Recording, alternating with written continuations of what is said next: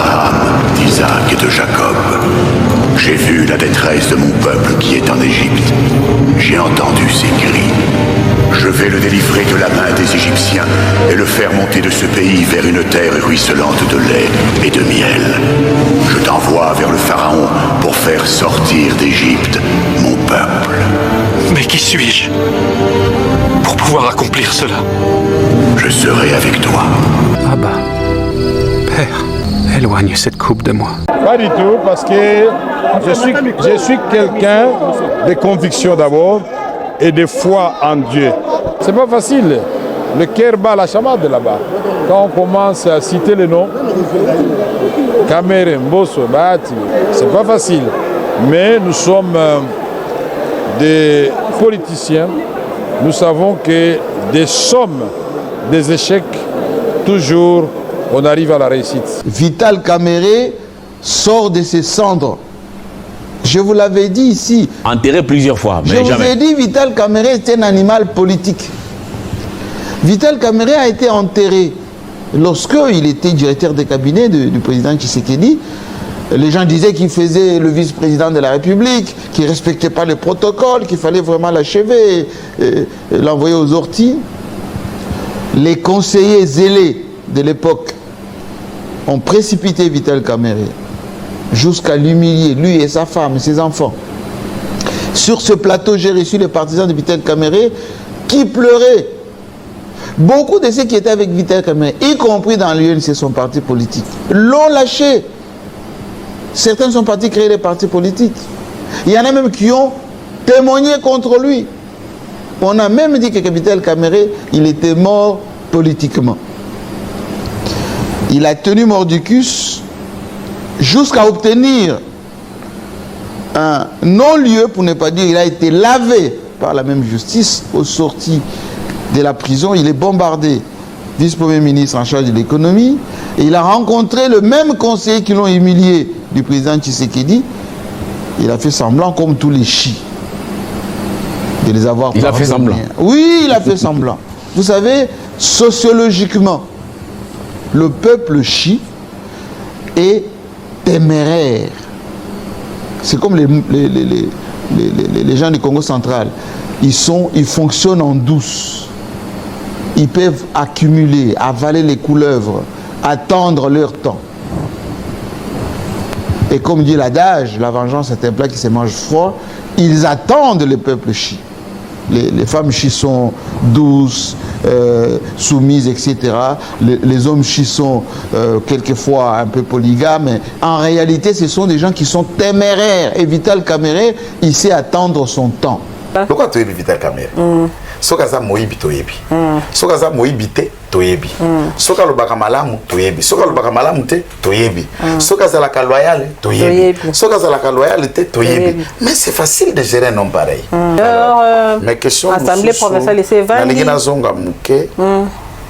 Na nga kinatike lokwana te biso toza IDPS. Voilà. Toza na poste ya premier vice-président de l'Assemblée nationale. C'est la question que je me pose. Au-delà de dire oh, Vital Kamerhe, moi je me dis, mais Nabiso IDPS, avons-nous fait le choix d'une personne utile pour être à la hauteur de contrepoids de Vital Kamerhe que vous décriez? Point d'interrogation. Puisqu'il faut quelqu'un de hauteur. Je dis ça, hauteur. C'est à nous de faire le bon choix de la personne. Vu les enjeux, il faut que Kamerhe, c'est un grand politicien. Il sait les cartes et les tactiques politiques comme il le joue. Et il faut mettre à côté de lui des chevronnés. Ça, ce n'est pas un débat. C'est clair. C'est clair. Voilà. Pourquoi il y a eu des voix contraires ou contre? Pourquoi certaines personnes réfléchissaient sur la peur, Vital Kamerhe ferait ceci contre... Je ne sais pas. C'est à quel moment on peut réfléchir de cette manière? Cette réflexion est erronée. N'oubliez pas que Vital Kamerhe a été celui qui a su accompagner le président de la République lors des élections de 2018, pendant que tous ceux qui agglutinent aujourd'hui le président de la République étaient avec Joseph Kabila. Mesdames, Messieurs, de partout dans le monde, vous me suivez, bonjour. C'est votre humble serviteur, Papi Raphaël Kitumba, qui vous parle toujours ici en Belgique, la capitale de l'Europe. Nous sommes vendredi 26 avril 2024. Comme nous le faisons chaque week-end, nos émissions, et aujourd'hui nous avons préféré aborder un thème dans notre émission Face à l'opinion, ce que l'opinion pense par rapport à l'actualité qui vient de défrayer la chronique ces 3 jours. Au niveau du pays, c'est-à-dire les primaires de l'Union sacrée pour désigner un candidat au perchoir de l'Assemblée nationale. Je viens de mettre à votre disposition dans le teaser que j'ai annoncé la vidéo ou les différentes vidéos du président Vital Kamerhe, mais aussi de l'investiture comme candidat unique de la majorité présidentielle appelée communément Union sacrée. Dans tout ce que nous venons de suivre, ce qui est important et même extrêmement important ici comme leçon à retenir, c'est que Vital Kamerhe c'est un animal politique. Qui dit animal politique, c'est quelqu'un qui s'y connaît. Vous avez suivi l'intervention de Jean-Marie Kassamba que je vous ai mis au début. Vous avez suivi l'intervention de Maître Kitenge de l'UDPS, mais aussi de l'autre camarade journaliste qui ont témoigné sur Vital Kamerhe. Un homme compétent, un homme dynamique, un poids lourd de la politique. Mais Vital Kamerhe est devenu poids lourd, pas parce que quelqu'un était derrière, l'a poussé, non. Il a bossé, il a travaillé dur pour asseoir sa personnalité au niveau de ce grand pays qui est le Congo. Il a travaillé, il avait aussi de frères, il avait aussi des amis, mais personne ne l'a propulsé. Oui, certes, il a eu à travailler aussi avec d'autres personnes, mais quand je parle de propulser, personne et alors personne. Il s'est taillé chemin lui-même. C'est ça un leader. Qui est un leader? Un leader, c'est celui qui sait haranguer les foules. Un leader, c'est celui qui sait diriger, qui sait conduire. Tout le monde n'est pas appelé à être un leader. Tout chef n'est forcément pas un leader. Tu peux être chef, mais sans être un leader. Un leader, c'est quelque chose de né, quoi, au fait. Parce que le leadership n'est pas qui veut. Voilà pourquoi j'ai toujours conseillé à nos frères et sœurs, ici en Belgique, là où je dirige, j'ai toujours dit à mes collaborateurs, il est toujours préférable qu'on vous découvre par le travail et non parce que quelqu'un vous a propulsé pour arriver là où vous êtes. Ce n'est pas aussi mauvais, mais quand on vous repère par votre travail, vous allez arriver à faire un bon résultat et vous en serez fiers, comme aujourd'hui avec Vital Kamerhe. Mais en réalité, pourquoi on combat Vital Kamerhe? Pourquoi? Parce que le titre dit « Vital Kamerhe renaît-il de ses cendres ?»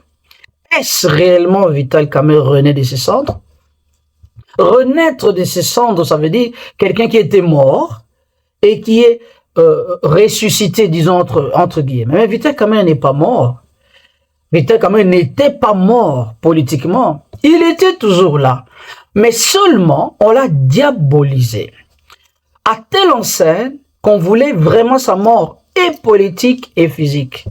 N'oubliez pas, l'élection qui vient de se passer était aussi un piège. J'ai eu à faire une émission le lundi. J'étais parmi les collaborateurs du président Vital Kamerhe qui a demandé au président comme conseil de ne pas prendre part à ces primaires. Je le dis en âme et conscience. Parce qu'il y a eu un piège. Quand vous suivez l'honorable maître Mayo Mambek, il a expliqué. Effectivement, Monsieur Mbosso, par exemple, qui a une dizaine de députés, comment il peut se retrouver avec 113 députés? Comment s'expliquer? Donc, ça veut dire qu'il y a eu des gens qui l'ont voté pour lui. Nous n'entrons pas dans les conciliabus, dans les détails pour montrer ce qui se passait, mais il y a eu des gens qui ont voté pour lui. Pourquoi? Mais je vous ai mis aussi une vidéo d'un député qui parle, Vital Kamerhe est sorcier. Il a juste parlé, juste après avoir parlé, exprimé, et il a convaincu. Ces genres de personnes ne sont pas nombreux. Moi, je suis de cette classe-là, de Vital Kamerhe. Quand vous avez le don de parler, parler c'est un don qui n'est pas donné à tout le monde. Il faut savoir utiliser les dons, les talents que le Seigneur vous a donnés. Je vous ai dit, une de mes émissions ici, la loyauté, oui, la loyauté, mais la loyauté, il faut aussi associer la compétence. Je l'ai dit il y a 3 semaines passées, mais voilà, le président Vital Kamerhe vient de le dire. Veillez sur. Ce qui est important sur le travail. On doit vous juger partout où vous êtes passé. Qu'est-ce que vous avez fait? La loyauté, certes, dans le parti politique, oui, mais est-ce la loyauté? C'est vraiment seulement ça comme critère? Oui et non. La loyauté n'exclut pas l'efficacité. Voilà, vous avez suivi. On peut être loyal, c'est bien, mais il faut aussi être compétent. Voilà pourquoi j'insiste toujours, il faut utiliser les puissants instruments de gestion qui est le manpower planning, qui veut mettre l'homme qu'il faut à la place qu'il faut. Alors, maintenant, quelle leçon à tirer? La leçon à tirer ici est que, 1, il faut compter sur soi-même. Compter sur soi-même, se tailler chemin soi-même et arriver. Parce que si tu comptes sur le genre, parce que tu veux que quelqu'un te propulse parce qu'il est ton frère de tribu ou parce qu'il est ton ami, ton frère, je vous dis, tu n'arriveras pas à l'objectif. Tous les gens qui sont compétents, généralement, ils sont toujours combattus. Mais au finish, ils ne sont jamais abattus. Je vous ai mis une vidéo au début de Moïse. Moïse et de Jésus lui-même. Qui les deux ont eu peur aussi. C'était des êtres humains. Ils ont eu peur. Vital Kamerhe lui-même a dit, quand le cœur bat la chamade, quand on cite Mbosso, Bahati, Kamerhe, ça fait mal. Oui, en tant qu'humain, ça met mal à l'aise. Mais quand on est sûr de ce qu'on fait, on reste serein, on garde cap. C'est comme ça qu'on doit te découvrir par le travail. Le travail vous amènera là où vous voulez arriver.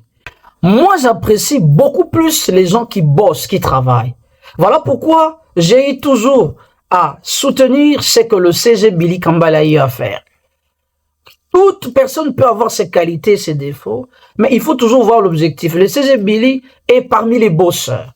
J'ai salué un camarade de l'UNC France, l'ancien et le fédéral honoraire de l'Île-de-France, le camarade Julien Babete, un bosseur que j'ai eu à découvrir et je l'apprécie beaucoup.